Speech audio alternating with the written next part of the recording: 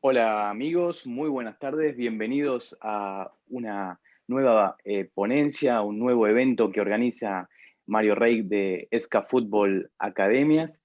En este caso, el invitado especial, el invitado estelar que tenemos es Álvaro Moreno. Él es entrenador UEFA Pro A, también tiene un máster de entrenador de fútbol de la Real Federación Española de Fútbol y ex entrenador del Málaga. Hoy a las 15 horas, en el comienzo de su ponencia, nos va a hablar de identidad, filosofía y modelo de juego. A las 17, análisis propio y del rival.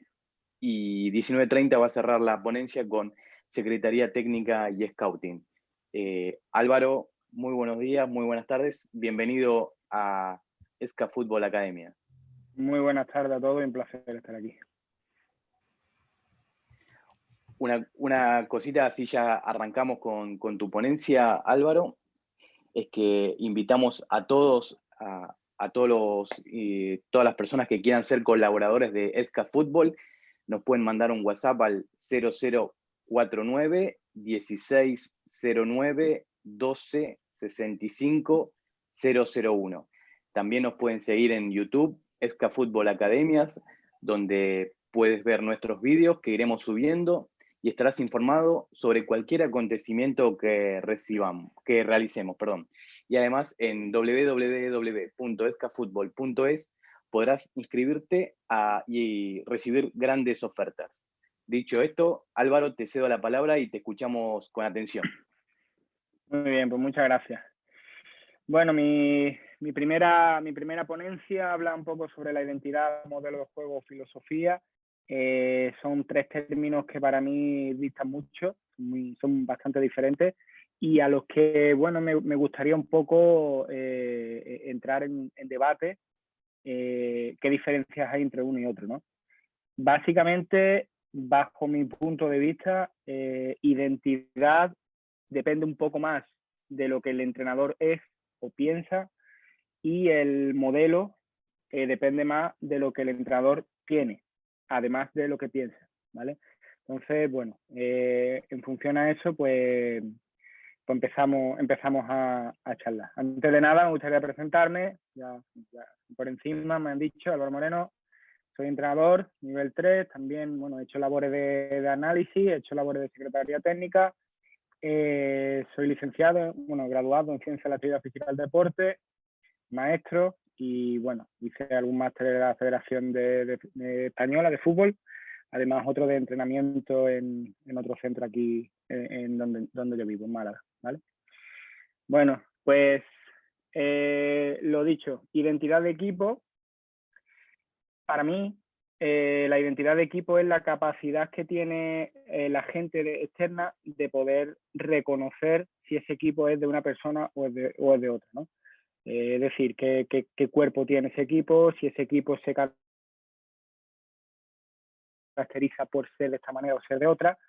Y bueno, para mí es la mezcla de la idea o la filosofía de juego, que como hemos dicho antes en función del entrenador, y el modelo de juego, ¿vale? ¿Qué diferencias existen? Pues lo he dicho, que la idea depende más de lo que el entrenador tiene en su cabeza y el modelo de juego, que ya lo iremos viendo un poco más adelante, depende un poco más de otras circunstancias, ¿no?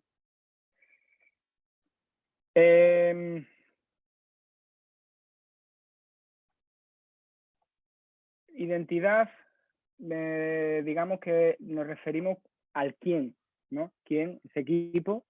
¿Y qué aspectos tiene que tener en cuenta? Pues la primera es la historia o la idiosincrasia del club, es decir, dónde, plantilla y estructura del club, con quién, también con quién hablamos del sentimiento de la afición, porque cada afición tiene unas ideas diferentes y bueno, y unas ganas de ver a su equipo de una manera o de otra, con objetivos diferentes.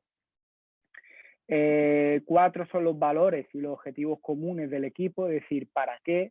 ¿Cuál es el objetivo común de ese grupo? Si tenemos a jugadores bueno, que su objetivo es hacer una buena temporada para conseguir un buen contrato el año que viene, y otros jugadores están en el final de su carrera, lo que quieren ganar es algún título, otros jugadores lo que quieren es estar cerca de sus familias y por eso han fichado por ese club, pues ahí hay que hacer un consenso para ver exactamente cuál es el objetivo del club, ¿no? Si hay alguien que ficha por un equipo recién ascendido para ganar la liga y otro simplemente para ascender, pues bueno, ahí eso hay que arreglarlo. El 5, filosofía propia de juego en su fase, ¿vale? El a qué quiero jugar también y lo que me tengo que adaptar, ¿no? Y el modelo de juego, por último, que es el cómo y esas adaptaciones que existen, ¿vale?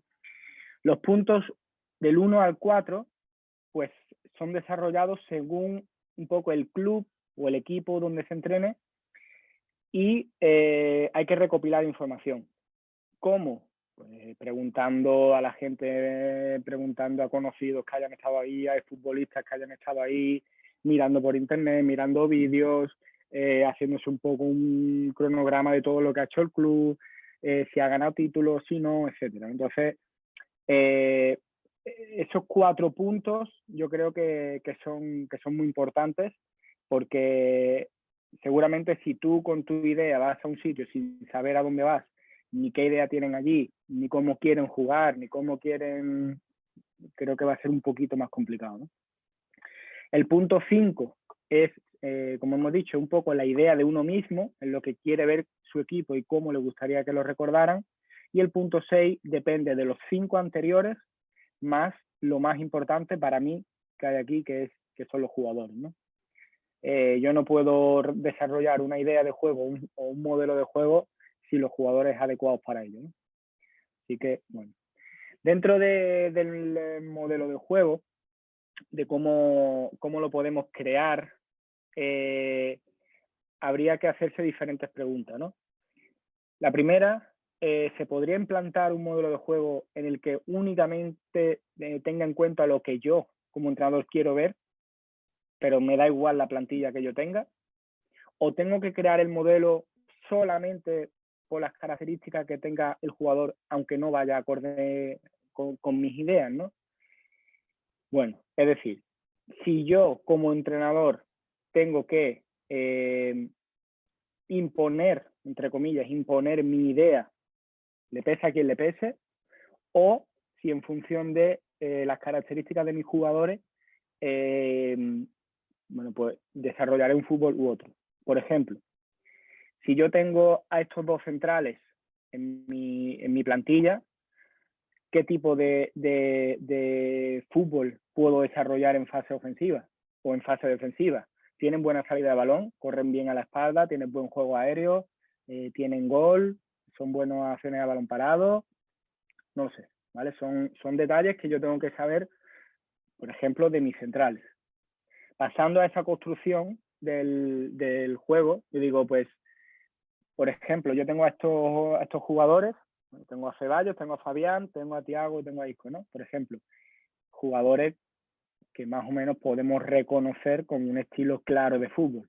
Si yo llego a un equipo y tengo a estos 4 jugadores en el centro del campo, seguramente si yo me dedico a un juego más directo, más buscando delanteros y segunda jugada, pues no creo ni que me vaya bien a mí ni que le vaya bien a ellos tampoco. Entonces, bueno, hay que valorarlo.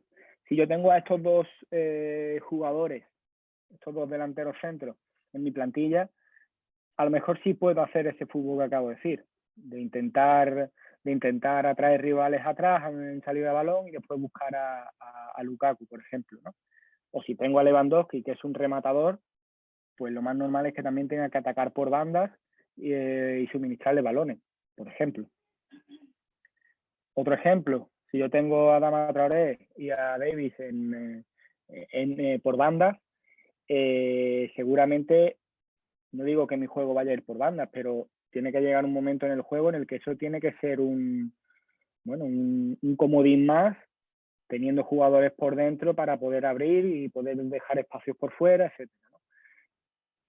Si yo tengo el equipo de Grecia que ganó la Eurocopa en 2004, donde no me sé las estadísticas de memoria, pero vamos, los tiros a puerta que realizaba por partido eran muy pocos, lo supieron administrar bien y demás, un estilo bastante defensivo, con juego muy directo, con intentando aprovechar acciones a balón parado, etcétera, esperando a poder materializar las que tenía. Pues si yo tengo esa plantilla, yo tengo que saber a lo que puedo jugar con el objetivo de sacarle el rendimiento máximo a los jugadores. Quizá ese juego combinativo, salida desde atrás, etcétera, con ese equipo no hubiese funcionado. No lo sé, porque tampoco conozco a los jugadores, pero si le ha ido bien de esa otra manera, no sé yo si le hubiese ido igual de bien de la otra. Pero bueno. Vamos a ver un ejemplo. Dentro de esos 6 puntos vamos a ir desarrollando, imaginando un supuesto, y me gustaría que cada uno pues imaginara ese supuesto suyo, de su situación, de su equipo o de un futuro equipo, ¿vale? Historia idiosincrasia en el club. Nos imaginamos un club modesto, relativamente moderno, que siempre ha estado en tercera división. Es decir, en categorías humildes, semiprofesionales o amateur, depende de cómo se le quiera denominar, pero que hace 3 años consiguió ascender de categoría. Nunca ha conseguido cotas más altas que estas, pero aún le queda la machada de una vez que eliminó a un equipo en primera división de la Copa del Rey. Y de este club hay 3 jugadores que están en un equipo de muy alto nivel. Y de hecho esos 3 jugadores están muy ligados al club y le apoya y le ayuda y le hacen publicidad, etcétera, etcétera. ¿Vale? Club modesto, tercera división, que una vez eliminó a no sé quién y que sale en las noticias, tipo Alcoyano, tipo Cornellá, tipo Alcorcón en su momento, bueno, equipos así, ¿vale? Vamos a imaginar. Vale, punto 1 listo.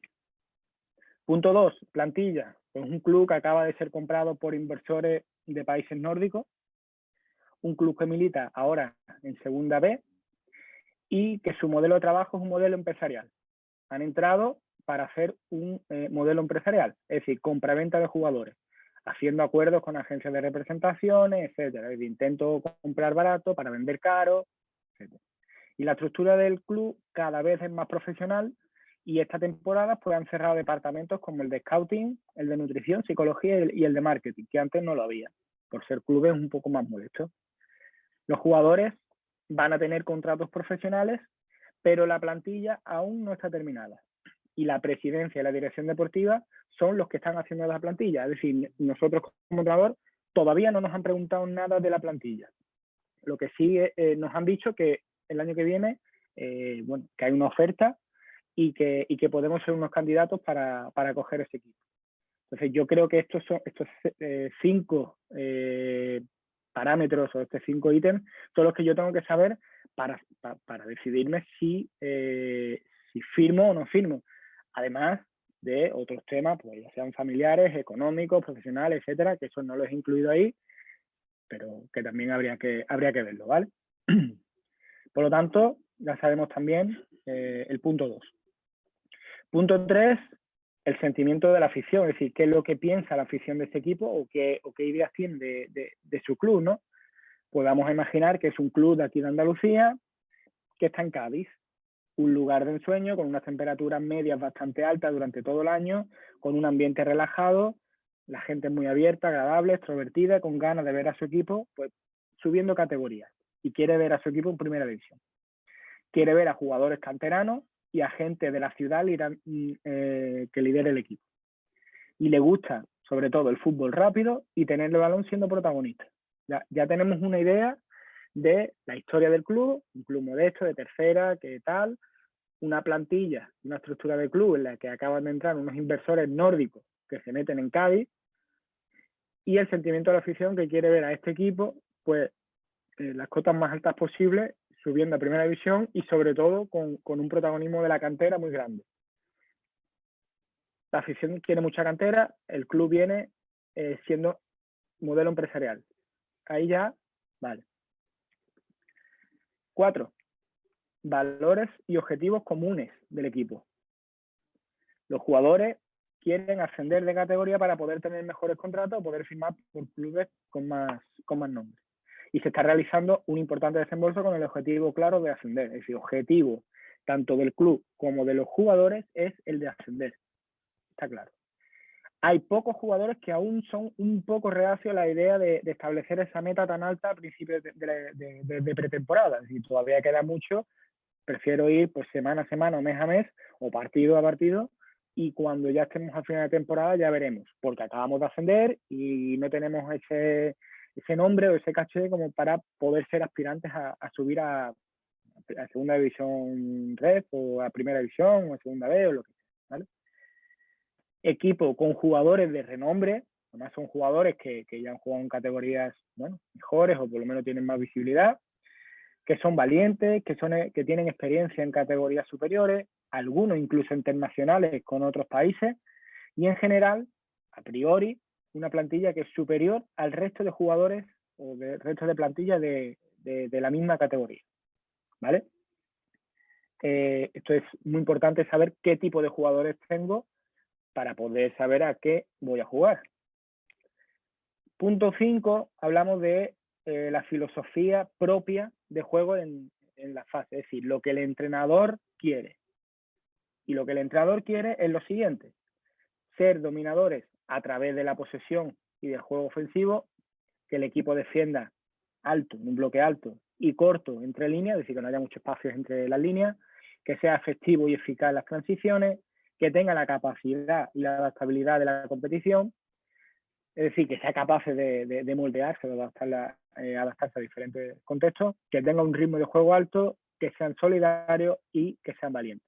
Es decir, si yo antes aquí, en la diapositiva de antes, hemos estado hablando que los jugadores tienen cierto renombre, son valientes, tienen experiencia en categorías superiores y que se sienten, o que la plantilla se siente superior al resto, no sé hasta qué punto casaría muy bien que mi idea de juego sea al revés: esperarlos, verlos venir, lanzar contragolpes, ese fútbol lento, etcétera, ¿no? Quizá, hombre, si al final, si vas ganando, todo es mucho más fácil y al final, por desgracia, casi para muchísima gente lo que manda son los resultados, pero ahí vemos ejemplos de equipos superiores donde han establecido una forma de jugar un poco más reservada, por así decirlo, pero que han conseguido resultados muy buenos. Todo parte desde convencer al jugador, pero nosotros ahora mismo estamos hablando de que es pretemporada y que todavía no nos hemos sentado ni en el vestuario para decir, oye, que yo quiero jugar a esto o que queremos jugar a esto, etcétera, etcétera, ¿vale? Estamos hablando de una idea muy general y amplia antes de lo que es firmar. Una vez que tú ves estas condiciones de los jugadores valientes, con renombre, etcétera, etcétera, y resulta que yo tengo la idea totalmente contraria, tengo dos opciones: o me la juego y me siento delante de ellos, intento convencerlos de que es lo mejor y de que así se gana y de que así no sé qué, que no sé cuánto, o no firmo porque yo sé que los jugadores no van a ser capaces yo no voy a ser capaz de que mis jugadores me sigan. Tengo otra opción, que es la de adaptarme y cambiar esa idea, de decir, bueno, pues si tengo esta plantilla, son superiores, el presupuesto es alto y lo que se quiere es vender jugadores, hacerlos mejores, me adapto y me transformo mi fútbol, mi idea, en un juego más ofensivo, más combinativo, etcétera, etcétera. Pero para ello tienes que creer en ello. Si tú no crees en ello o no eres capaz de transmitirlo y no lo defiendes cuando vengan los momentos malos, también va a haber un problema, ¿vale? Pero eso ya. ¿Vale? Entonces, lo que estamos hablando de la filosofía, en principio, según la plantilla, según estos datos, podría venir bien. Voy a poner un ejemplo de lo que podríamos hacer en las diferentes fases, ¿no? Yo divido en 4 fases: ataque, defensa y las 2 transiciones, y cada una de las acciones, sobre todo ataque y defensa, lo divido en 3 intenciones, ¿vale? 3 intenciones, porque quien solamente tenga un plan A, pues yo creo que se queda corto, y creo que hay que tener diferentes soluciones ante diferentes contextos, ¿no?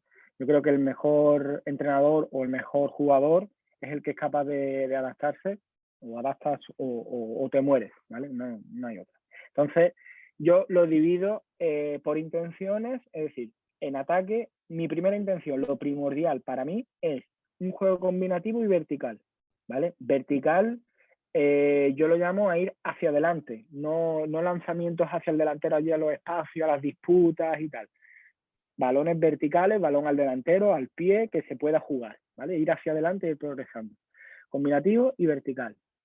En caso de que el rival no nos deje o no tengamos el día o simplemente por estrategia de partido o plan de partido, digamos que eso lo vamos a hacer más tarde o, bueno, cambiar un poco el plan, la segunda intención es un poco un juego más directo y buscar esa segunda jugada.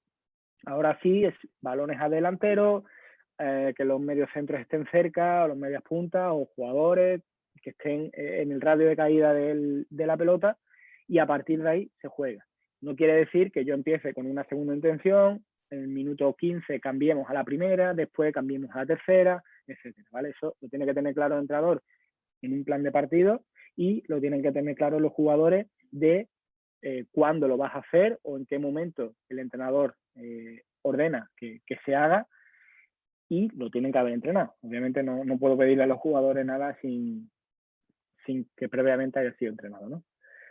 Y como tercera intención, pues un juego directo a los espacios.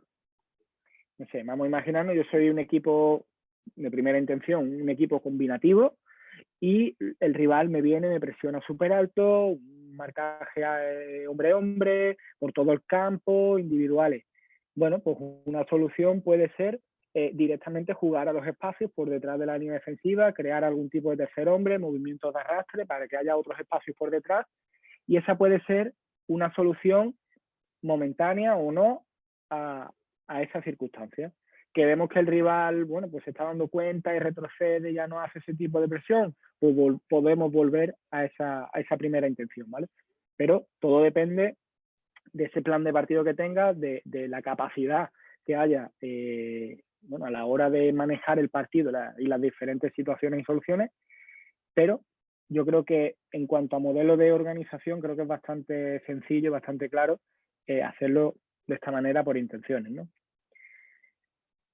Pasamos a la transición defensiva, pues yo, para mí, bajo mi punto de vista, mis equipos me gustaría que en esa transición defensiva, o sea, tienen dos opciones. La primera intención, esa presión tras pérdida intensa al poseedor y además a posibles receptores que estén cerca, sobre todo jugadores interiores, pero eso ya va a depender del partido, del rival, etcétera.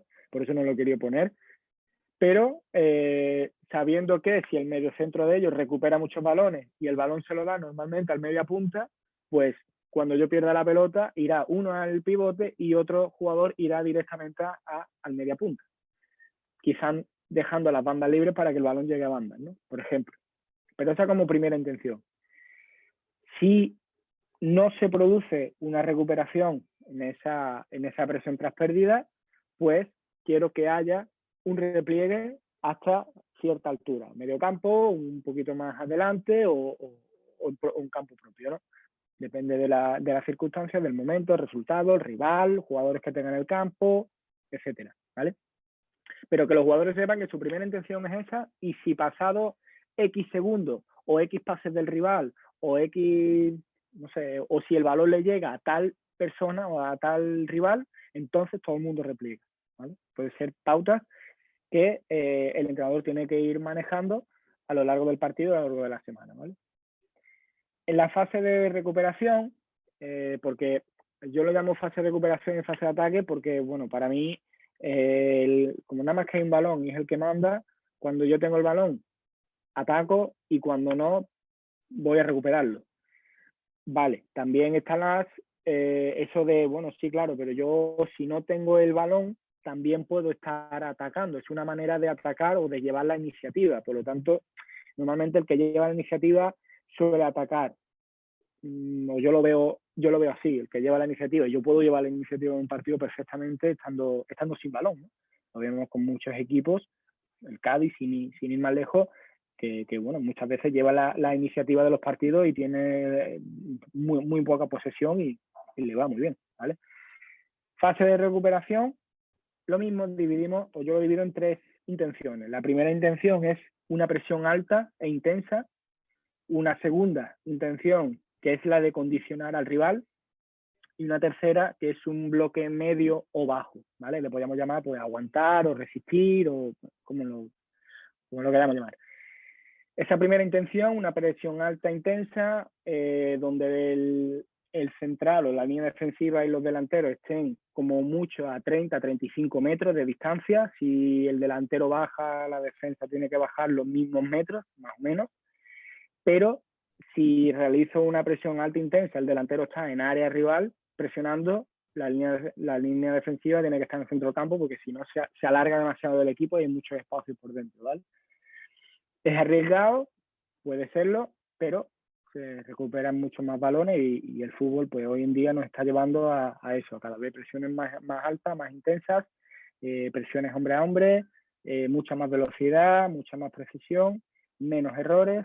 Bueno, hablando de la segunda intención, que es la de condicionar al rival, me refiero a si el rival está cómodo lanzando balones largos, buscando delanteros para caídas y segunda jugada, pues yo de principio, en vez de presionar alto, lo que voy a hacer es, de principio o de momentos de partido, lo que voy a hacer es precisamente poner una marca, incluso 2 marcas cerca del delantero y jugadores a la caída para esa segunda jugada.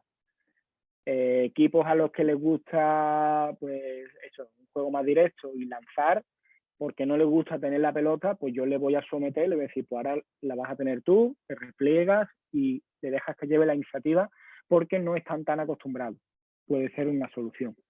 A lo mejor hay gente que dice, no, yo voy fiel a mis ideas, yo no quiero cambiar, voy a presionar. Y, vale, es respetable, pero también hay que tener esos planes ahí guardados en la cartera, porque nunca se sabe.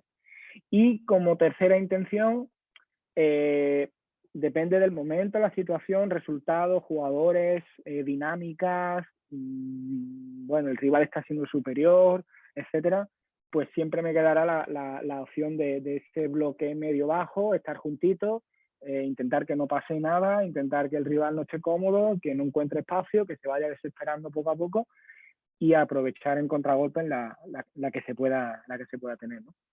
Hay equipos en los que se sienten cómodos resistiendo, hay equipos en los que se sienten cómodos presionando alto, hay equipos en los que les gusta tener la pelota y otros en los que, otros que no. Todo consiste en estudiar al rival, ver lo que crees que puede hacer, intentar anticiparse a esos problemas e ir buscando soluciones según lo que tú tienes en tu plantilla. Y la última fase, que es la de la transición ofensiva, según la zona, distinguimos entre ser vertical, es decir, ir hacia portería, o reiniciar el ataque. Según zona, podríamos poner según rivales que haya por delante, según jugadores propios que haya por delante o por detrás, según el momento, porque es verdad que el ataque a lo mejor, una vez que sale el portero, o sea, saca el portero de inicio, las situaciones son, vamos a llamarla previsibles, porque los jugadores rivales están más o menos organizados, ya sea atrás o sea presionándote, y nuestros jugadores, pues más o menos en la posición en la que de inicio se supone que tienen que salir, más o menos van a estar bien repartidos, pero en esas transiciones ofensivas o incluso defensivas, hay momentos en los que hay un desorden, hay los jugadores no están en sus lugares, hay ese lateral que ha doblado y deja ese espacio, o hay ese media punta que ha roto por detrás y el espacio del pivote está libre. Hay momentos en los que, o sea, hay situaciones en las que en una transición no puedes decir, pues mira, yo quiero que en todas las transiciones haya contragolpes. Ya, pero es que lo mismo no tengo ningún compañero propio delante, entonces es difícil que yo monte un contragolpe así, ¿no? Por eso, o sea, yo creo que lo mejor es trabajar tanto la verticalidad como el reinicio, y a partir de ahí, pues según nosotros vemos cómo actúa el rival ante la pérdida, dónde podemos hacerle daño, le decimos a los jugadores, pues mira, el rival hace esto, la presión del rival es muy intensa además en la misma zona, etcétera. Entonces, como soluciones, 1 o 2 toques y me llevo la pelota al otro sitio y a partir de ahí ataco. Pero al final los jugadores son los que tienen que decidir una vez que están en el campo, ¿vale? Por ejemplo, como modelo, como forma de presentarlo, digamos ya un poco más desgranado, un poquito más hablando de lo que es el modelo en sí. Fase de ataque, hemos dicho que queremos el control de la posesión inteligente, ya sea agresiva, para crecer o para defender. Para mí hay sobre todo 3 objetivos por los que yo tengo la pelota. El objetivo de atacar al rival e intentar hacerle gol, hacerle ocasiones de gol.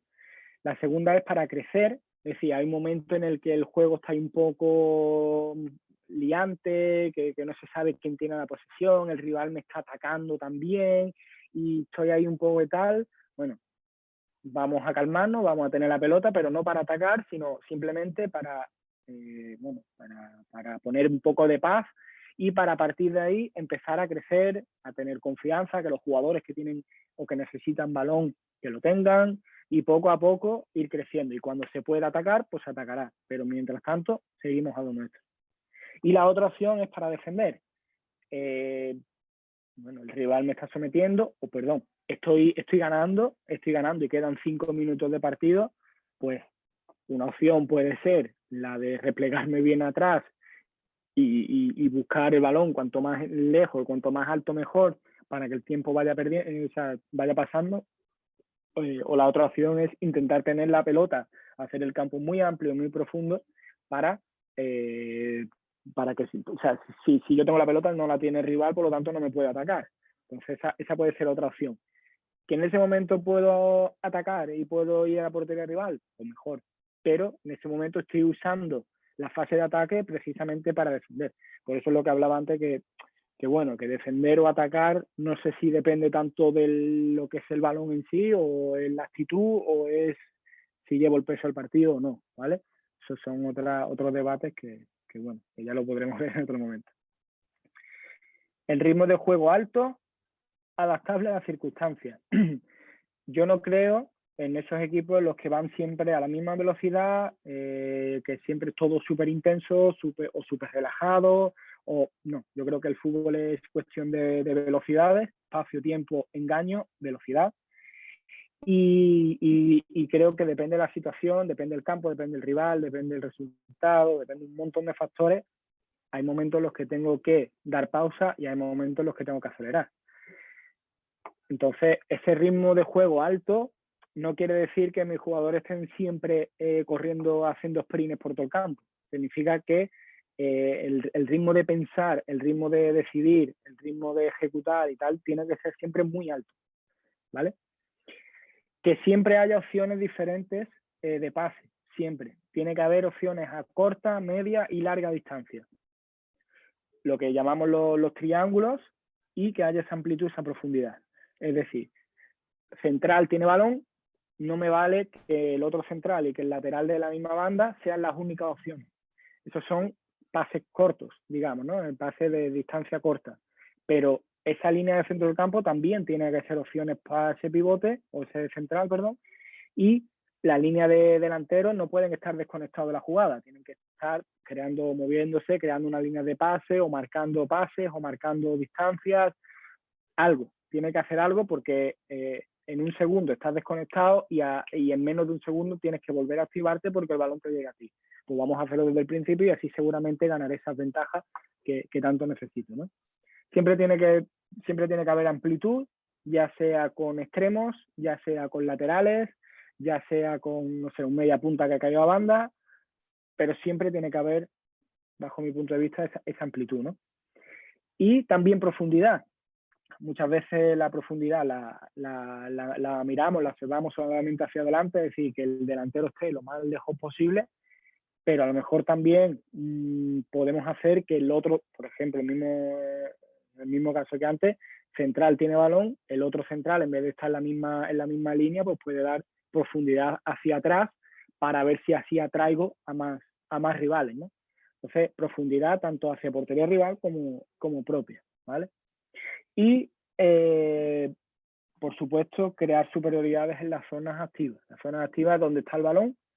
En esa zona yo tengo que crear ciertas superioridades para dos cosas. Primero, tener ventaja para superar a rivales e ir avanzando en el campo, y en caso de pérdida, tener por lo menos a un jugador más que pueda realizar ayudas defensivas para que el rival no me ataque, ¿no?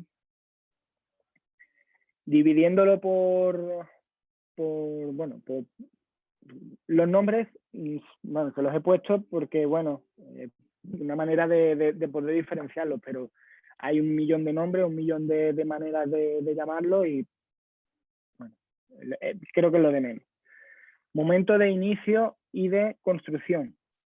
Es lo que podemos hablar, ya sea salida de balón o reinicio, saque de puerta o saque de fuera de juego, lo que sea. ¿A qué le llamo yo el momento de inicio de construcción? Pues claro, esto también es bastante a debate, porque no sabes exactamente en qué momento inicia la construcción, o si es justo hasta el centro del campo, o si es justo hasta no sé dónde. Bueno, hay que verlo como un todo, y que la parte de desarrollo también se mete un poco en la zona de construcción, y que la construcción se mete en zona de desarrollo, ¿vale? Un poco, no dividirlo exacto, no son dos partes que se dividen, pero sí que fluyen entre ellas, ¿vale?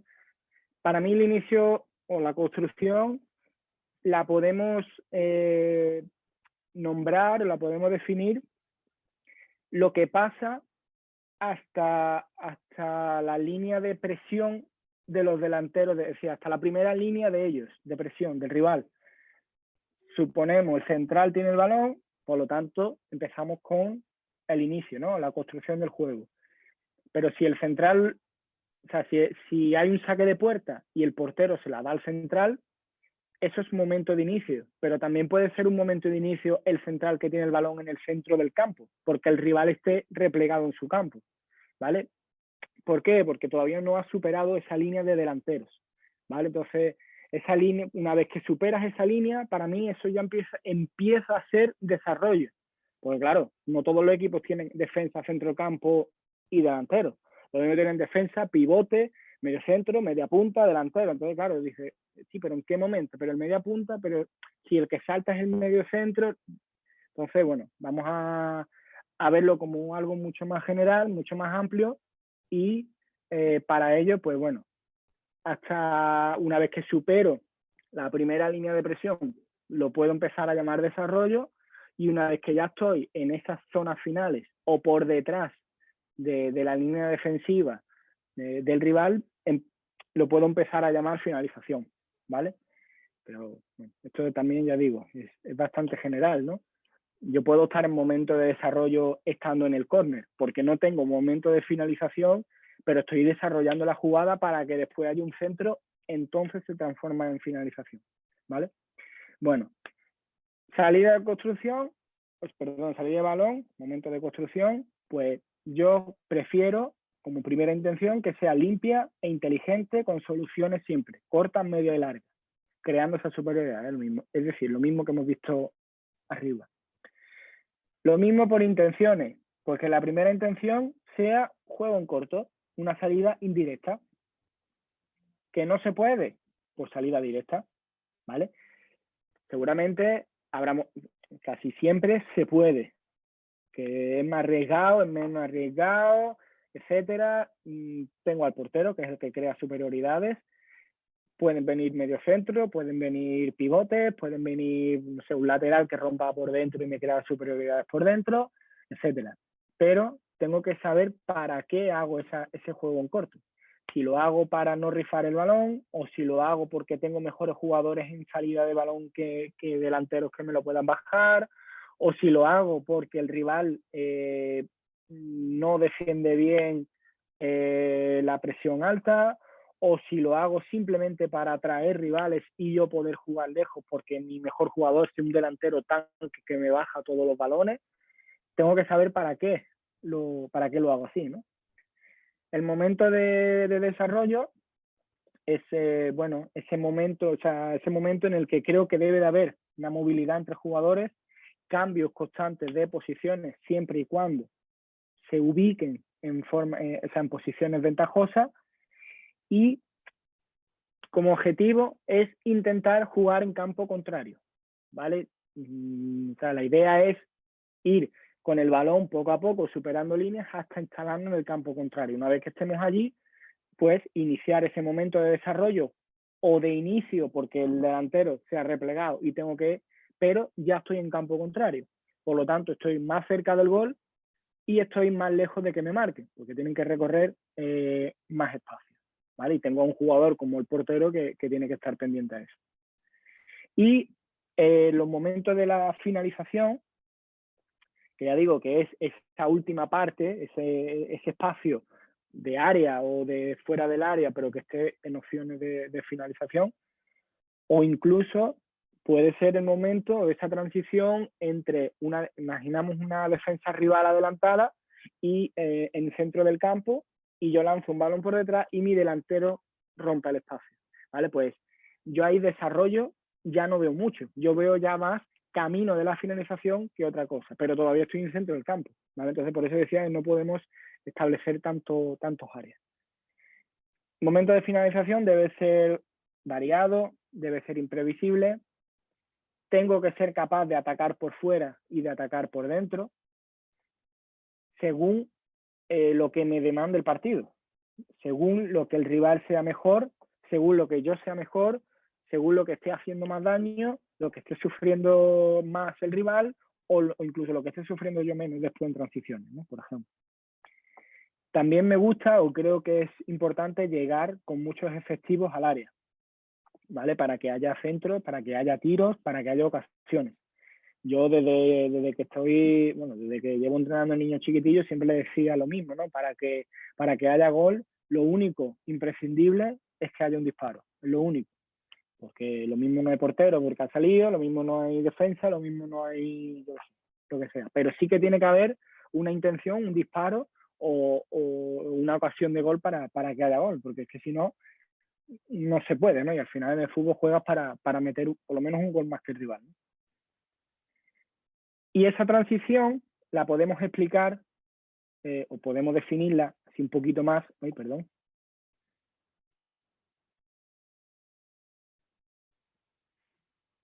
Espera.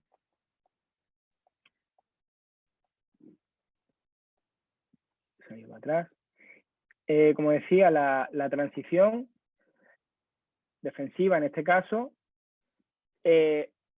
la podemos desarrollar un poco de la siguiente manera, ¿no? Una presión tras pérdida intensa, como decíamos, a poseedores y posibles receptores que estén más adelantados.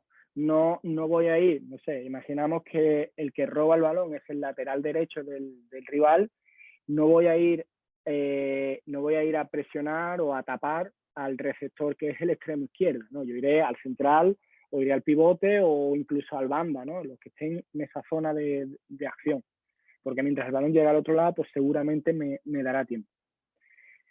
Que haya una temporización defensiva para que existe ese repliegue, es decir, el jugador que va a presionar, el objetivo es únicamente que no me superen.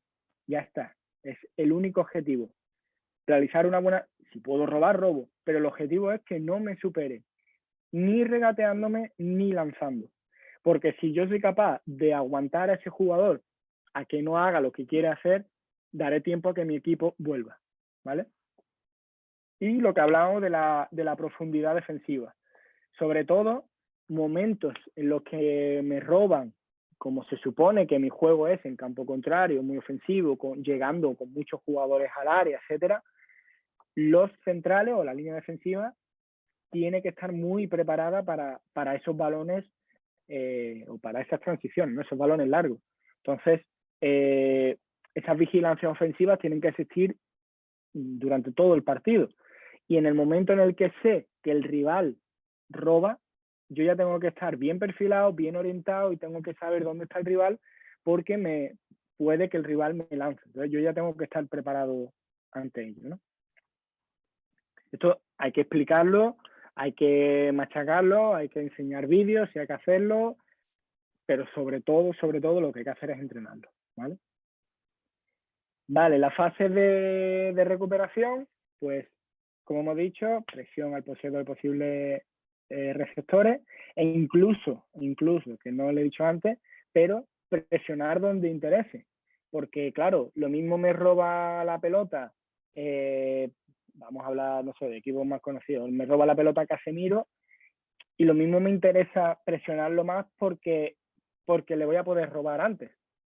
O a lo mejor no, o a lo mejor no me interesa presionarle porque sé que su capacidad de construir el ataque no es tanta como si lo tiene Kroos o Modric, ¿vale? Ya depende de cada entrenador, pero sabiendo que si el lateral recupera la pelota, le presionamos. Si el lateral me recupera, dejarlo porque él solo la va a perder, ¿vale? Depende. Vigilancia, como hemos dicho, de los jugadores más avanzados. Crear un equipo corto, porque si nos superan, y el equipo está muy separado, hay muchos espacios por dentro donde se puede hacer bastante daño. Pero si el equipo está corto y me lanzan, seguramente me dará tiempo a que los delanteros le dé tiempo a replegar y no crear ese espacio. Además de que no hay mucho espacio por dentro y el rival se ve más obligado a rifar esa pelota, ¿vale? No tiene un pase tan claro. Y lo mismo que en ataque, crear superioridades en las zonas activas. Si el balón está en banda derecha rival, pues tengo que acumular allí gente y dejar menos efectivo en el lado contrario hasta que el balón circule, retorne, llegue hasta allí o haya un cambio de dirección, un cambio de sentido, lo que sea, y ya a partir de ahí podemos empezar a replegar hacia el otro lado, ¿no? Lo mismo por fases, por líneas. Yo aquí, más que por la zona, me interesa más cómo se comporta cada línea. También podríamos diferenciarlo igual que antes en desarrollo, o sea, inicio, desarrollo y finalización. También podríamos hacerlo aquí, pero bueno, es una manera de organizarlo, intentar simplificarlo, porque al final yo creo que tiene que ser todo muy simple y alejarnos de tantos tecnicismos y tantas teorías y tantas cosas, porque esa magia de improvisar del jugador, me refiero, o esa magia de decidir y de tal, pues poco a poco yo creo que estamos haciendo que se pierda, ¿no? Entonces, por intentar hacerlo de una manera más sencilla, yo quiero que mi línea defensiva intuya que va a haber un lanzamiento, no realizar faltas innecesarias, porque a través de ABPs se consiguen aproximadamente el 30 y pico % de los goles, respetar todas las posiciones y los automatismos que se entrenen y crear superioridades con ayuda de compañeros constantemente. Creo que es más sencillo hablar con el defensa, hablar con la línea defensiva y decirle, mira, yo no quiero que hagas faltas innecesarias, pero sí quiero que intuya el lanzamiento porque vamos a estar en centro campo y va a haber mucho espacio a la espalda, por lo tanto lo tienes que intuir, que respete las posiciones que se te piden y que ayudes o pidas ayuda al compañero para crear superioridades. Creo que es mucho más sencillo. A partir de ahí, para intuir lanzamientos, pues yo empezaré a trabajar la percepción, la perfilación, la observación de dónde está el rival, etcétera. O bueno, no realizar faltas, pues trabajar aspectos psicológicos o aspectos defensivos, etcétera. Pero que tengan claro lo que tienen que hacer y para qué. La línea media, centro del campo, pivotes o medias puntas o jugadores de banda, exteriores, lo que sea, tapar espacios interiores como regla número 1, crear superioridad defensivas también en el centro del campo, ya sea con jugadores de banda o con jugadores o más atacantes, delanteros y tal, que ayudan al centro del campo, ser ganadores en duelos individuales, es algo que yo le doy mucha importancia, y evitar el último pase del rival, porque mientras no dé ese último pase todavía estamos con vida de poder recuperar esa pelota, pero ya una vez que da ese último pase, pues ya un poco va a depender más de la línea defensiva o del portero o de que el rival no consiga su objetivo, ¿no? Pero bueno, el tema de tapar espacios interiores va a depender también de contra quién juegas, el rival, porque claro, no es lo mismo jugar, no sé, vamos a poner un ejemplo, Jesús Navas o Joaquín en su momento de extremo puro, pues si hay algún sitio por donde yo taparía, sería más por banda que por dentro, ¿no? Por poner un ejemplo, pero bueno, como norma general, ¿vale? Línea ofensiva, es decir, la línea de delanteros, lo que quiero es que presionen la salida de balón rival, ya explicaremos cómo según el rival, etcétera. También orientar hacia el lado que me interese, evitar ser superado en conducción, es decir, que no entre de golpe y el central me supere, o sea, me regatee, y evitar el lanzamiento largo, ¿vale? Digamos que son las 4 pautas que la línea de delanteros pues tienen que tener muy claras. Después habrá que trabajar a cómo hacerlo, cómo evitar ese lanzamiento, cómo hacer que no me supere mediante pases, etc. Pero en principio tienen que saber esas 4 cosas, ¿vale? Y esa transición ofensiva la vamos a hacer, pues, como normas generales, llevar el juego al lado débil, es decir, sacar la pelota de donde lo he recuperado y llevármela al otro lado, porque se supone que los rivales pues están en esa zona porque acaban de actuar ahí, ¿no? Realizar pases seguros. Para mí es súper importante no perder la posesión de la pelota inmediatamente que la acabo de recuperar, para no crear esas recontras o contracontras o como los quieran llamar, ¿no? Y dependiendo de dónde esté la pelota, pues buscar verticalidad, aprovechando que el rival ahora está un poco desorganizado, o realizar un pase de seguridad y reiniciar el juego, ¿vale? Dependiendo, ya lo hemos explicado antes, de la zona, del momento, del campo, de la situación, de lo que sea, ¿vale? Un ejemplo, no lo voy a leer. Perdona. Dime. Por favor, hay alguien que tiene el micrófono abierto. Orlando, ciérralo, por favor. Vale, sigue. Vale. Importante esto también, el hecho de que cada jugador, según su puesto, o bueno, más que cada jugador, cada puesto, tanto en ataque o en defensa, pues tiene que tener claro qué es lo que quieres de él, o qué es lo que se espera, o qué es lo que tiene que tener mínimo para poder desarrollar el modelo, la idea que tú tienes en tu cabeza, ¿no? Pues no sé, el portero en ataque, por ejemplo, pues, oye, portero, tú vas a ser protagonista del inicio del juego y tienes que ofrecer línea de pase siempre. Si ya no es capaz de hacerlo, pues habrá que entrenarlo más, o yo como entrenador tendré que modificar eso un poco para no hacérselo sentir, pasar mal, ¿no? No sé, el mediapunta, pues en defensa tiene que saltar al pivote o tiene que evitar el juego interior y tiene que ser solidario en defensa. Oye, mediapunta, si tú no eres solidario en defensa, seguramente no vas a poder disfrutar de todos los minutos que a mí me gustaría ponerte, porque es esencial que tú vengas a ayudar al pivote y crear superioridad defensiva, por ejemplo. Bueno, esto es un ejemplo y bueno, cada uno pues ojalá mire, o sea, pueda decidir lo que le venga mejor a su equipo, ¿no? Digamos que hemos visto ese 6º punto del que estamos hablando y como resumen, pues creo que depende de la suma de todo lo anterior. Es decir, la historia, la plantilla o el club en general, la afición, el grupo, la filosofía como entrenador, que es la que yo acabo de mostrar, a partir de ahí creamos el punto número 6, que es el modelo de juego.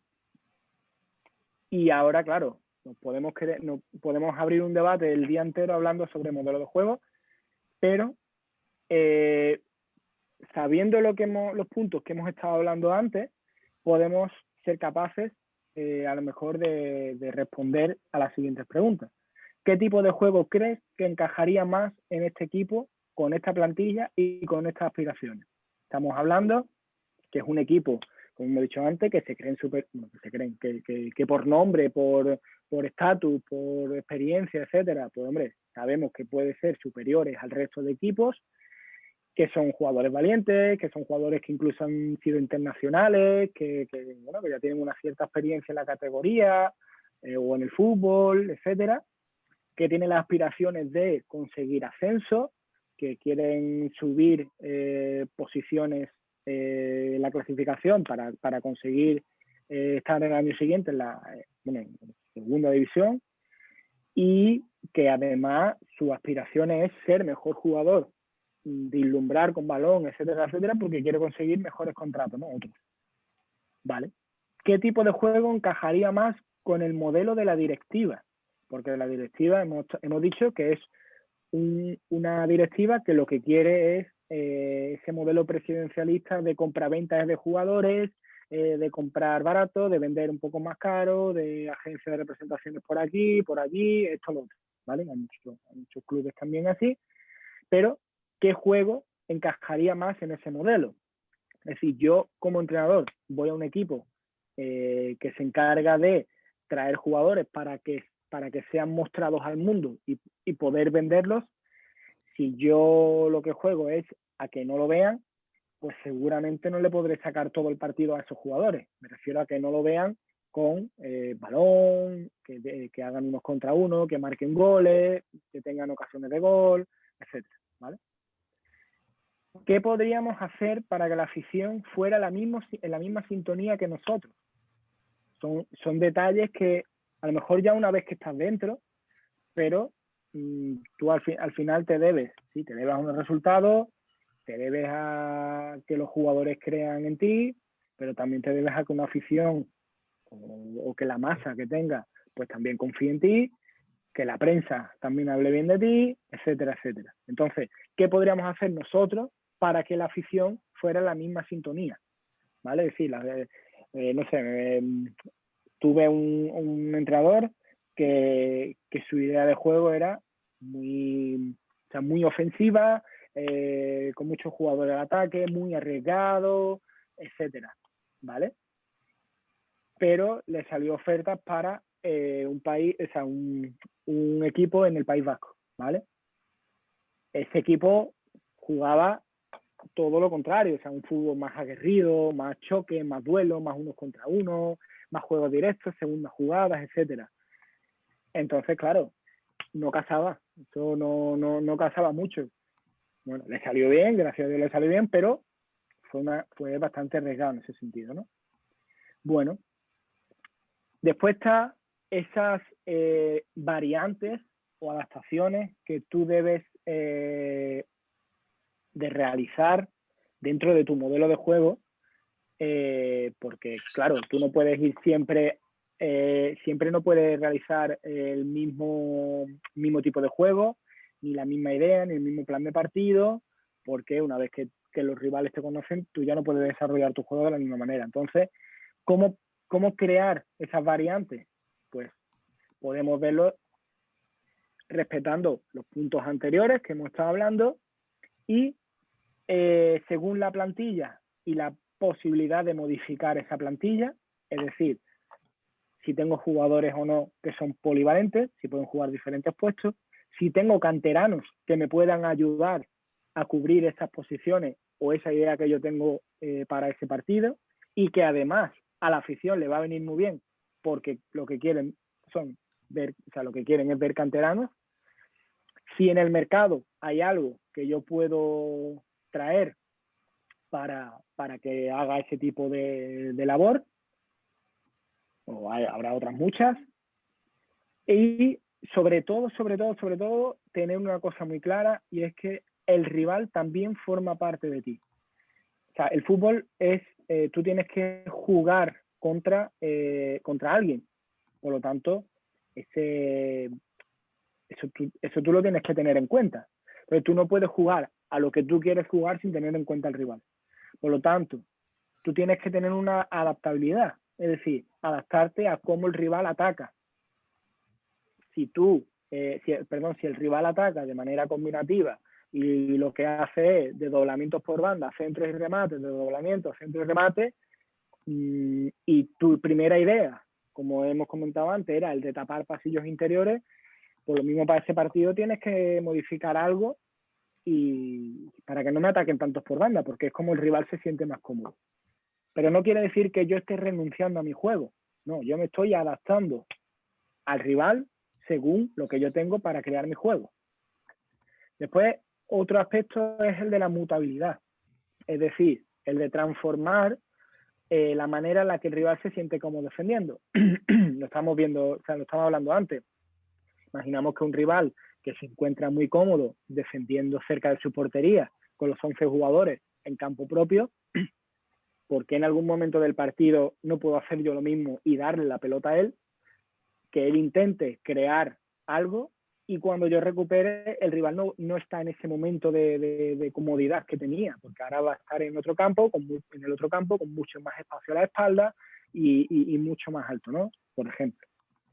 También el principio de la individualidad, porque sí, el fútbol son 11 contra 11 o 15 o 16 contra 16, los cambios, pero dentro de eso son unos contra unos constantes. Ya no solo en regates, puramente hablando, ¿no? Pero sí en duelos, yo llego una milésima de segundo antes que el rival, o yo salto un poco más y le doy con la cabeza y la desvío hasta tal punto. O sea, dentro de eso estamos hablando de individualidades. ¿Y qué influencia tiene un jugador determinado o unos poquitos de jugadores determinados en ese juego? ¿Vale?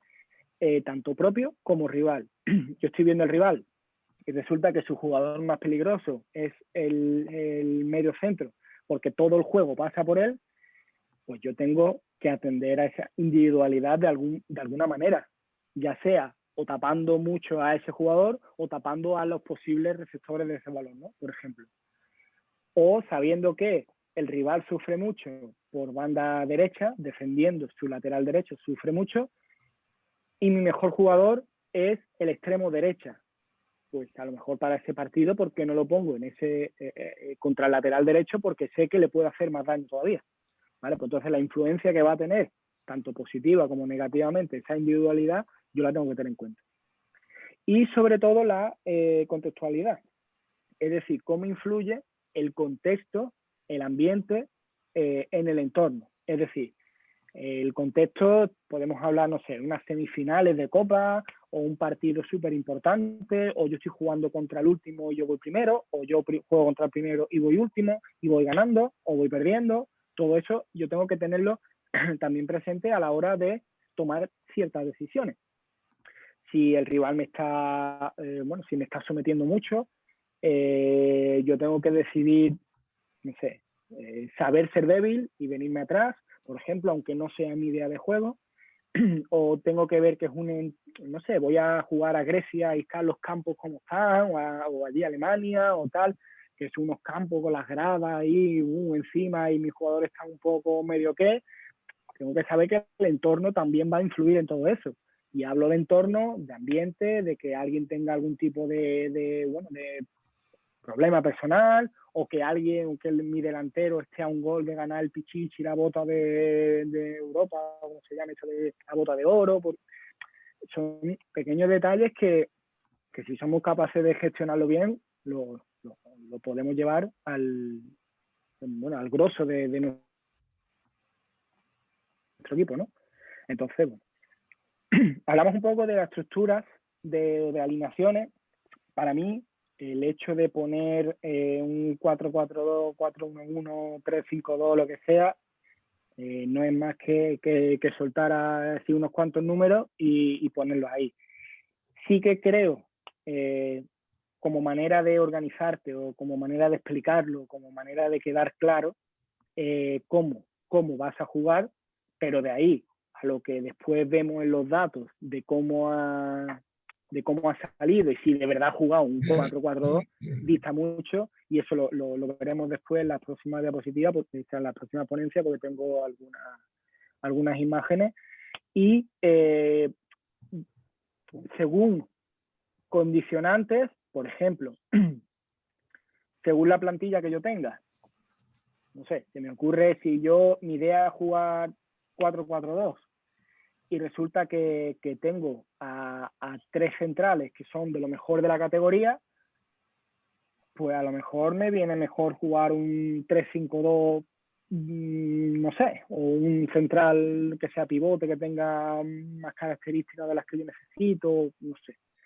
Si yo mi idea es jugar 4-4-2 y resulta, o sea, 4-4-2 y ataques por banda y centro, y resulta que yo no tengo a ningún delantero que sea capaz de realizar esa función de remate o de gol o de centros laterales, pues o bien voy al mercado, como hemos estado hablando antes, al mercado, a la cantera, o transformo a algún jugador para que realice eso, o modifico un poco esas estructuras. En vez de ser centros aéreos, que sean centros hacia atrás, que haya jugadores cerca de, o sea, el extremo opuesto también entre el remate. No cambiar mi idea entera, pero sí adaptarla, según la plantilla. También puede ser según dinámicas individuales. También puede ser que yo, pues no sé, vamos a poner el ejemplo del Madrid con Lucas Vázquez. Yo soy entrenador del Madrid y en principio Lucas Vázquez es extremo y resulta que por cierto momento se transforma en lateral y cumple, o para el entrenador cumple y hace ciertas acciones que al entrenador le viene bien, al equipo, tal, y sigue ganando. Tú tienes ahí una dinámica individual que en un principio no la tenías pensada, pero tienes que seguir contando porque eso es bueno para el equipo. ¿Vale? No sé, un jugador que está en plena racha goleadora y que en principio no entraba en tus planes y que tal, pues, oye, eso es una dinámica individual. Y si es un jugador que te remata cualquier balón, aunque no fuese tu idea inicial, por lo mismo tienes que adaptar un poco o hablar con ciertos jugadores, oye, mándame balones a que te las enchufa todas, ¿no? También tú tienes que, esa estructura o esa alineación, tú la tienes que sacar, obviamente, en función de cómo ataca y cómo defiende el rival, sabiendo sus puntos fuertes y sus puntos débiles. Y lo que hablamos antes, según contexto. Según contexto, estamos hablando de si es una eliminatoria, doble partido, si has ganado, si la vuelta vas perdiendo, si no sé, cualquier tipo de contexto en el que tú tienes que tener en cuenta. Resulta que tienes en tu plantilla un jugador y vamos a jugar a tal campo y ese jugador ha estado allí 15 años y, no sé, lo tachan de negativo o lo tachan de positivo o lo que sea. Pues eso tienes que tenerlo en cuenta. Pero lo que sí yo creo que es muy importante es que tú seas capaz, con los mismos 11 que inicias o con los sustitutos después, que seas capaz de atacar con un dibujo y ser capaz de defender con otro dibujo diferente, siempre con los mismos jugadores. Para eso, obviamente, necesitas jugadores inteligentes, jugadores que sean polivalentes, pero que tú tengas esa capacidad de decir, bueno, pues yo estoy defendiendo en 4-4-2, pero me transformo a 3-5-2, porque bajo al pivote, por ejemplo, no, pues el pivote tiene que saber esas funciones o defender de esa manera, ¿vale? Pero ser capaz de atacar con un dibujo y defender de otro hace que te vuelvas imprevisible, ¿no?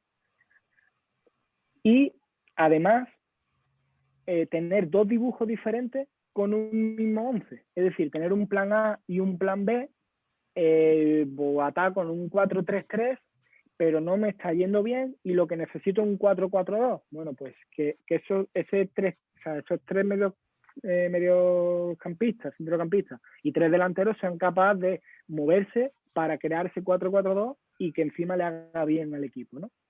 Bueno, yo creo que teniendo eso en cuenta a la hora de hacer alineaciones y hacer planes de partido y demás, creo que ganamos mucho, ¿no?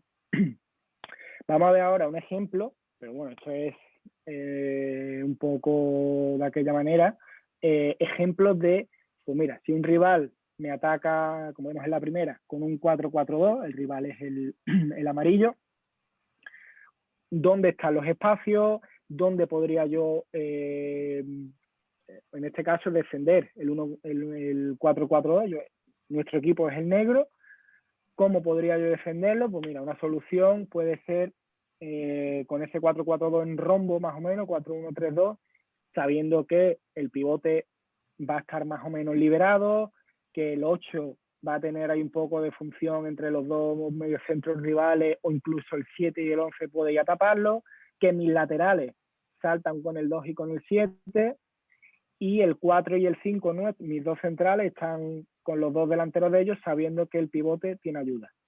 Ante ese mismo dibujo, el 4-4-2, ¿cómo poder atacarlo? Sabiendo en este caso que el pivote, habrá muchas situaciones en las que estará libre, porque se supone que hay superioridad ahí, a no ser que el mediapunta de ellos, bueno, defienda un poco al pivote, entonces tendré al central libre. Siempre hay superioridades, porque algo que nosotros comentamos mucho también a todos los equipos es que yo defiendo con 10, pero ataco con 11.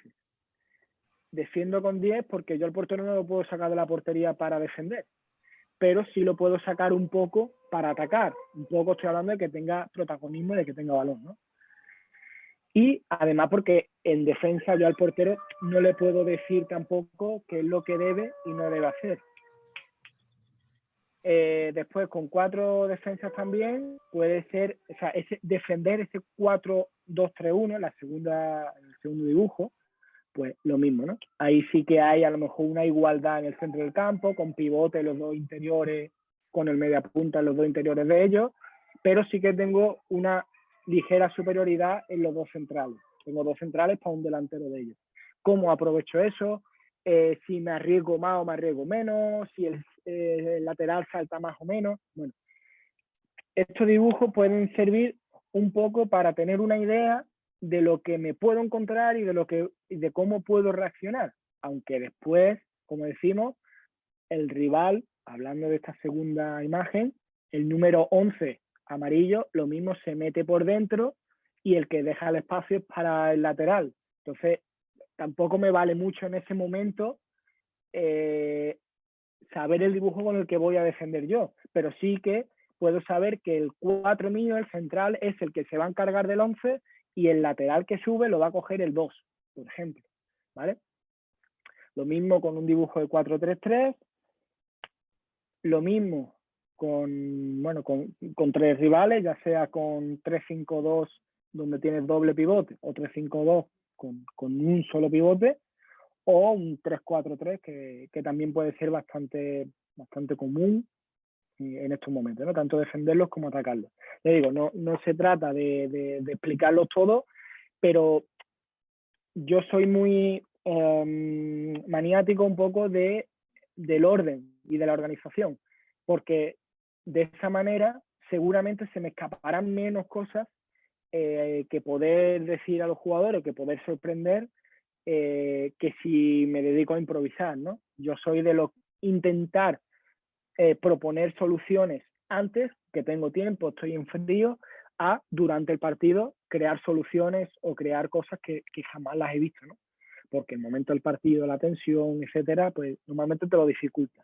Aún así, muchas veces hay que tomar ese tipo de decisiones, pero bueno, con la experiencia y con el cuerpo técnico y demás, pues bueno, se puede solucionar, ¿no? Así que, bueno, pues ya está. Yo por mi parte, esta es la primera de las presentaciones. No sé, me gustaría, no sé si se pueden crear turnos de preguntas y demás, me gustaría mucho. Y si no, pues... Muchas gracias. Genial, Álvaro. Muchas gracias, Álvaro. Interesante tu propuesta. Y nada, Gustavo, a ver si hay... Yo voy a mirar en YouTube tu pregunta aquí, a ver si hay alguien que tenga alguna pregunta. Bueno, nos fijamos si hay alguna pregunta. Yo te quiero preguntar, Álvaro, ¿qué puede hacer un entrenador de juveniles si él tiene un modelo de juego basado en formar los chicos con el resultado, digamos, en un segundo plano? Y la directiva le exige, le propone que tiene que sacar resultados cuanto antes porque el equipo o los juveniles necesitan progresar pronto. ¿Qué debe hacer el entrenador en ese caso? Ahí está el hecho de decir o voy fiel a mis ideas o voy fiel a las ideas del club. Yo no soy muy radical en el sentido de o formas o ganas. Yo creo que la mejor manera de formar es ganando y la mejor manera de ganar es formando. Por lo tanto, no creo que sea totalmente diferenciado y menos a la edad de juveniles. Juveniles, estamos hablando de, entiendo, de 16 a 18, ¿no? Claro. Vale. Por lo tanto, eso es una edad en la que ya, si esos chavales se quieren dedicar o quieren tener una posibilidad de poder llegar a la élite o al fútbol profesional, ya sí es verdad que se les debe exigir un poco de resultado. Pero siendo juveniles, y entiendo que a lo mejor puede ser algún tipo de cantera o equipo base de algún equipo profesional, creo que la mejor manera de realizarlo en ese sentido es trabajar de manera individual con los jugadores. Es decir, hacer mejor al jugador, quitando un poco ese lado de entrenador, de grupo, de rivales y no sé qué. No, dedicarme al jugador. ¿Qué es lo que el jugador hace bien? Pues si el jugador hace bien esto, esto y esto, vale, pues lo voy a hacer mejor. ¿Por qué? Porque si a lo mejor a mí me echan porque no he sido capaz de ganar X partido, sé que yo he hecho mejor a mi jugador. Y ese jugador, si mejora ese jugador, mejora al otro, mejora al otro, mejora al otro, y lo hago, o sea, el máximo potencial de todos, el equipo va a ser mejor sí o sí, y seguro que los resultados van a llegar. Pero si el equipo me está pidiendo, o sea, el club me está pidiendo ganar, y yo quiero formar, si yo no formo para ganar, me va a ser imposible. Excelente respuesta, Álvaro. No sé si alguien quiere hacer alguna pregunta. Sí, aquí en YouTube me están preguntando qué tipo de trabajos, si tú estás como director deportivo de categorías inferiores, ¿qué tipo de trabajo harías tú desde que empiezan a jugar hasta la edad de cadete o de juvenil? Tipo de trabajo, hombre, habría que matizar en qué Supongo sentido. yo que se refiere por edades. ¿Cómo le dirías tú al entrenador que debe de ir entrenando? Si en unas edades más lúdico, en otros más específico, ¿dónde empezaría lo específico? ¿Cómo irías escalonando lo específico? Supongo yo que se refiere a esto. Vale, a ver, todo depende del contexto en el lugar en el que estemos, porque al final yo creo que la idea es enseñar, o sea, el trabajo de un entrenador parece incongruente, pero yo creo que el trabajo de un entrenador base es no tener trabajo. Es decir, si yo como entrenador de fútbol base soy capaz de enseñar a los niños a que jueguen solo, digamos que no soy yo el que le tiene que durante el partido decir, pues muévete aquí, muévete allí, gira esto, lo otro, salta, corre.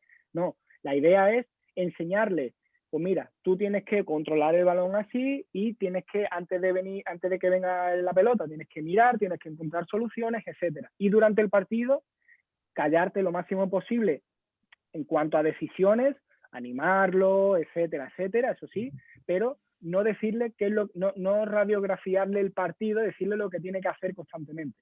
Entonces, la especificidad, ¿en qué momento? Yo creo que, obviamente, estamos hablando dependiendo de la situación o del lugar en el que esté el niño, porque si es un jugador que está en cantera, pues sabemos cómo funciona esto de las canteras y que necesitan ganar sí o sí, etcétera. Entonces, entiendo que se pueda especificar un poco más, pero si no están en cantera, están en plena formación, etcétera, yo lo único que haría sería entrenar para que se diviertan, para que aprendan jugando y dejarlos ser niños. Dejarlos ser niños me refiero, nos estamos centrando mucho en un niño de 6 años, vamos a jugar como el Barça de Guardiola y vamos a tocar y tocar y tocar y tocar. Y cuando un niño, por características biológicas de un niño y psicológicas, son egoístas, porque los niños son egoístas. No me quites mi juguete porque el juguete es mío. Por lo tanto, si yo tengo un balón, no me quites el balón porque el balón es mío. Son individualistas. Si el niño te pide ser individualista, hacer unos contra uno y hacer regates, no se lo quites. O sea, enséñale también a que juegue, a que pase, a que esté con el compañero, etcétera. Pero no le regañes si el niño intenta hacer uno contra uno, porque después cuando nosotros somos, o sea, cuando ya estamos en una edad adulta o queremos fichar jugadores, ¿quién nos llama la atención? El que regatea mucho, el que hace un tacón, el que hace un no sé qué, no sé cuánto. Y a ese niño tú lo has dejado desde chico, ya sea por jugar en la calle o ya sea por lo que sea, tú le has dejado hacerlo. Pero vamos a imaginar que a Neymar en su momento le regañaban porque hiciera una bicicleta o un regate o un no sé qué.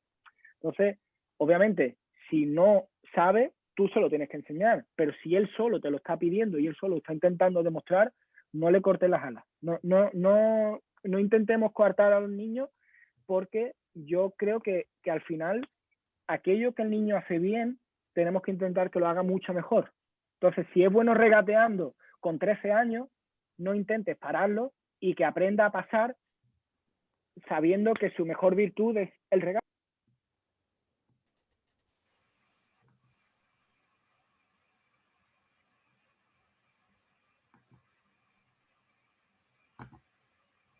Que se harten de ver balón, de tener balón, que se cansen de estar constantemente con la pelota y a partir de ahí, cuando ya llegue una edad de cadete, ya podremos empezar, según el lugar en el que esté, a ponerlos aquí o ponerlos allí.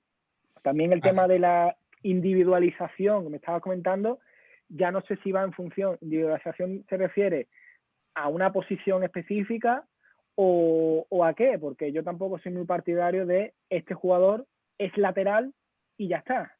No, este jugador, hemos visto un ejemplo ahora hace poco, bueno, lo estamos viendo con Frenkie de Jong, ¿no? Con el jugador del Barça. Si a ti te dicen Frenkie de Jong, ¿de qué juega?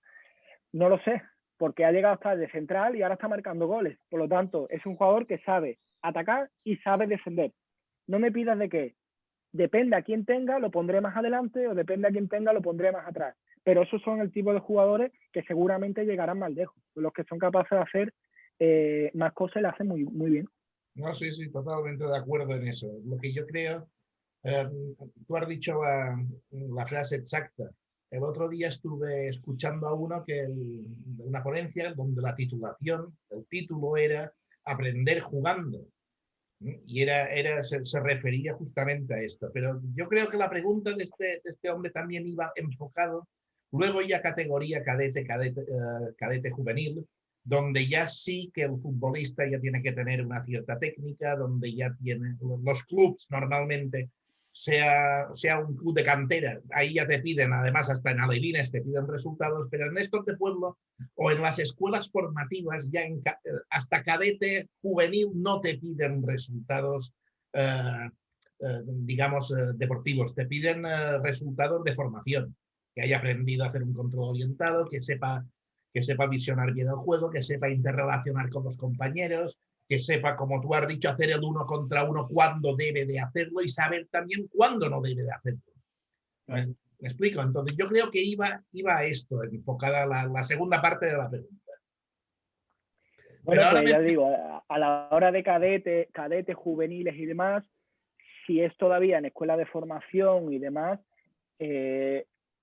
vamos a ser claros, si hay momentos, o sea, hay clubes o hay escuelas en las que sabes que ese jugador no va a llegar a tal sitio, que le vas a cortar, no, tú eres lateral y tú tienes, no, tío, disfruta, juega, que el entrenador haga tareas motivantes, divertidas, donde aprendas, por supuestísimo, donde el jugador quiera ir al día siguiente, donde hable del entrenador maravilla, que hable del jugador maravilla, y a lo mejor gana un partido en toda la temporada, vale, pero es que da igual, porque aunque ganara 50, tú tampoco ibas a llegar a jugar en primera división. Por lo tanto, no tiene mucho sentido. Vale. Me hacen aquí otra pregunta. Va otra vez en lo mismo. En las escuelas o en los equipos digamos, de pueblo más pequeños, los padres están constantemente ahí sobre los niños. Cosa que en las canteras, muchas canteras, los padres no pueden entrar al entrenamiento para no cohibir o condicionar a los niños. ¿Cómo lo harías tú en un club, digamos, de pueblo, para inculcar esto que los padres no puedan entrar? A ver, realmente no sé si la solución sería que los padres no entraran.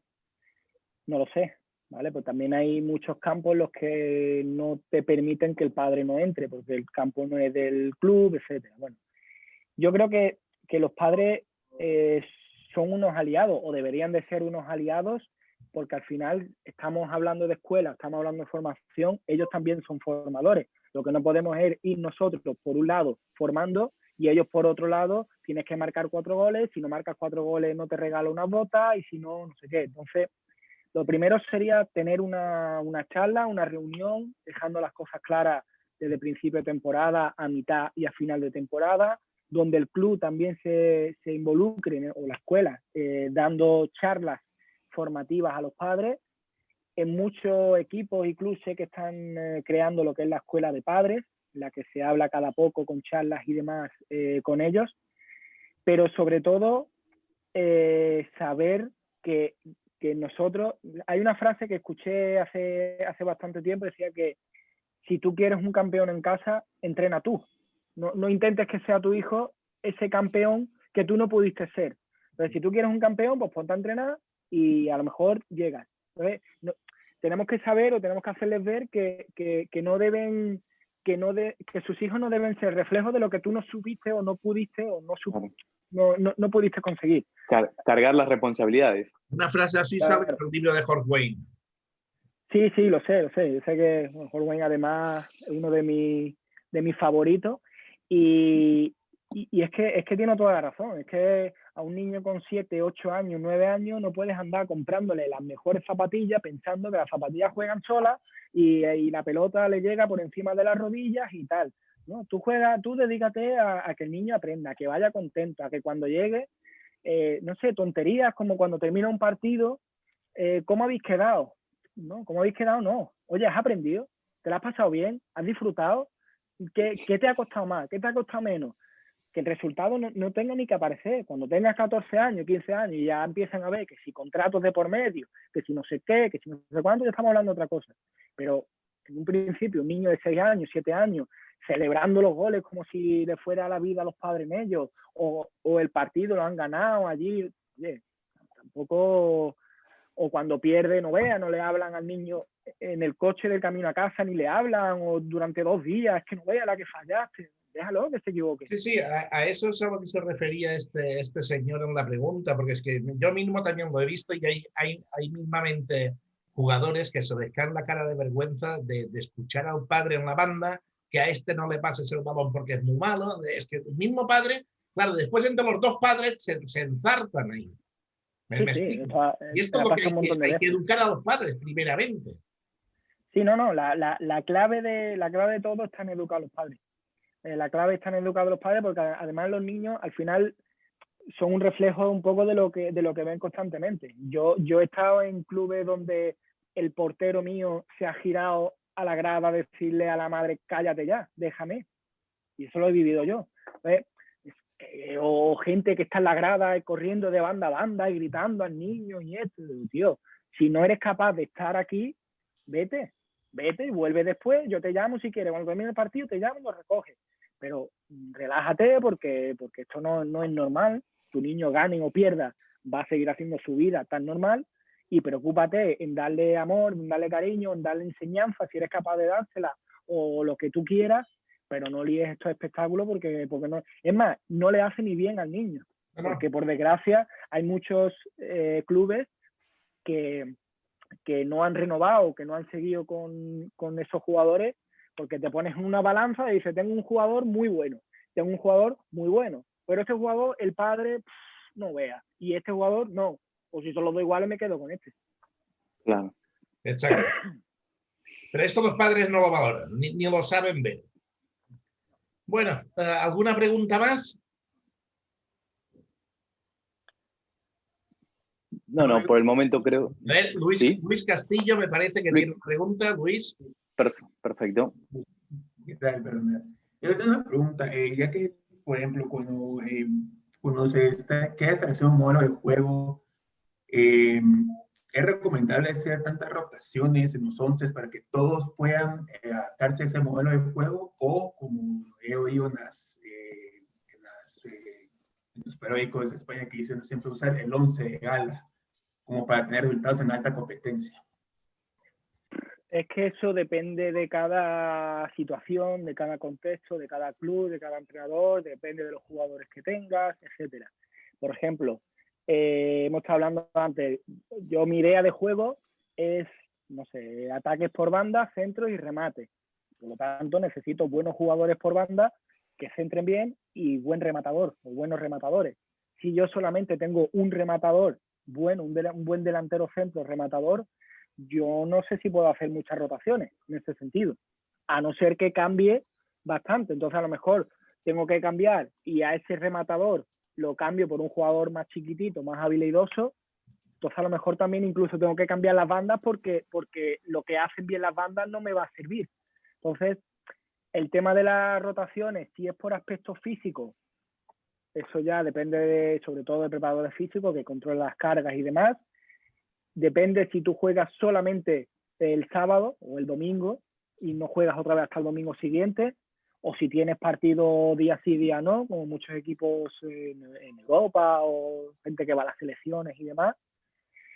También mucha gente lo hace, muchos entrenadores lo hacen por el simple hecho de que siga habiendo competitividad en la plantilla, ¿no? Que siempre un jugador se relaje y siempre juegue el mismo y etcétera, ¿no? Pero bueno, eso es bastante personal. Lo único que creo en eso y que defiendo es lo que dijo que fue Mourinho, creo que lo dijo el otro día, que lo que no debes es regalar minutos. Eso sí que lo tengo muy claro. Y bueno, si dos jugadores están entrenando bien, juegan en la misma posición y eso va a hacer que haya cierta competencia, es bueno. Pero regalar minutos y quitarle esos minutos, ese premio a jugadores que sí se lo merezcan, yo eso no lo comparto. Pero Perfecto, gracias. nada. ¿Alguna pregunta más? A ver en YouTube.